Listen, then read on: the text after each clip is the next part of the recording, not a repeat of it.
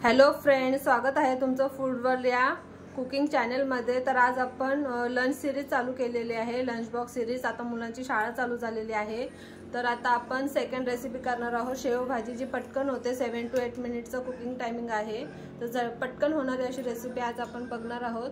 तर त्याच्यासाठी लागणारं साहित्य आहे, ही शेव घेतलेली आहे, मीठ आहे, तेल आहे, 2 चमचे तेल आहे, 2 मीडियम साइज मध्ये कांदा कापून घेतलेला आहे, बारीक चिरून घेतलाय कांदा, एक छोट्या आकाराचा मध्यम आकाराचा टोमॅटो आहे इथे, हे स्वीट कॉर्न आहेत थोडेसे, त्याच्यानंतर ही कोथिंबीर, कढीपत्ता आणि घरगुती मालवणी मसाला आहे। हे सर्व साहित्य आपण आपल्या रेसिपीसाठी वापरणार आहोत।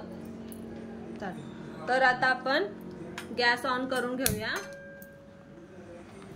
गॅस ऑन करून घेतल्याच्या नंतर आता आपण 2 टेबलस्पून ऑइल आहे, हे 2 टेबलस्पून तेल आपण त्याच्यामध्ये ऍड करणार आहोत।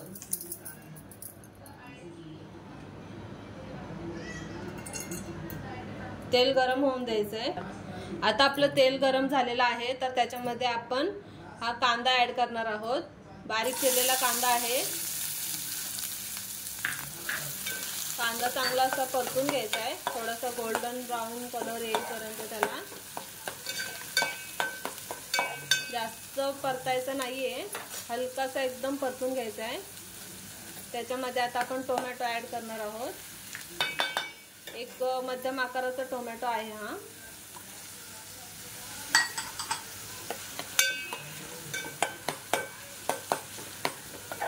कांदा आणि टोमॅटो चांगला तेलात परतून घ्यायचा। कांदा आणि टोमॅटो तेलामध्ये चांगला असं परतून घेतानाच आपल्याला आता हे स्वीट कॉर्न पण ऍड करायचे।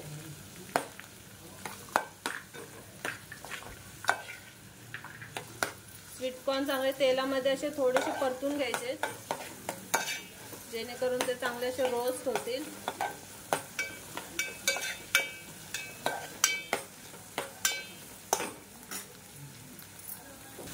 कांदा, टोमॅटो आणि स्वीट कॉर्न चांगले असे परतून घेतोय आपण, तर त्याच्यामध्ये असं वरतून आपण थोडंसं कढीपत्ता टाकूया।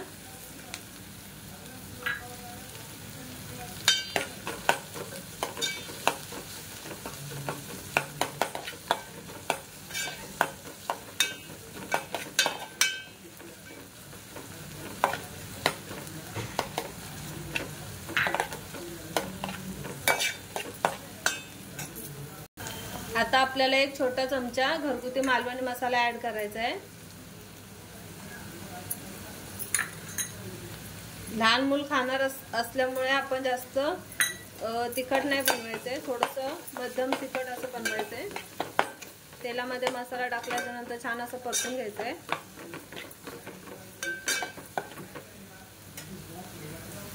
आता हे सर्व जे आहे आपलं कांदा टोमॅटो छान असं तेलामध्ये परतून झाल्याच्या नंतर याच्यामध्ये आता आपण ही शेव ऍड करणार आहोत।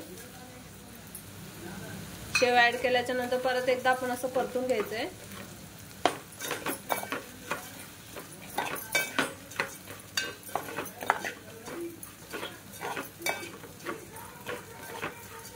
परतून घेतल्याच्या नंतर याच्यामध्ये आपण थोडं चवीपुरतं मीठ टाकणार आहोत।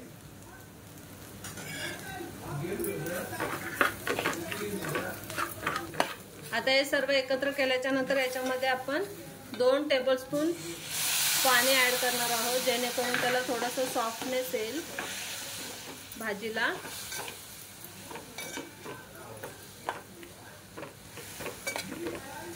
आणि त्याच्यानंतर आपण झाकण ठेवून 1-2 मिनिटांसाठी आपण त्याला कव्हर करू। आता आपण याच्यावरती झाकण ठेवून 1-2-3 मिनिटांसाठी त्याला वाफवून घेऊया।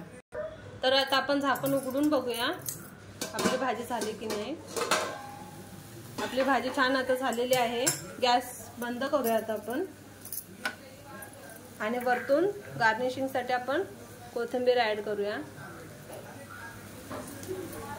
तर फक्त 7 ते 8 मिनिटात रेडी होणारी अशी आपली शेवभाजी आहे, तुम्ही पण नक्की ट्राय करून बघा।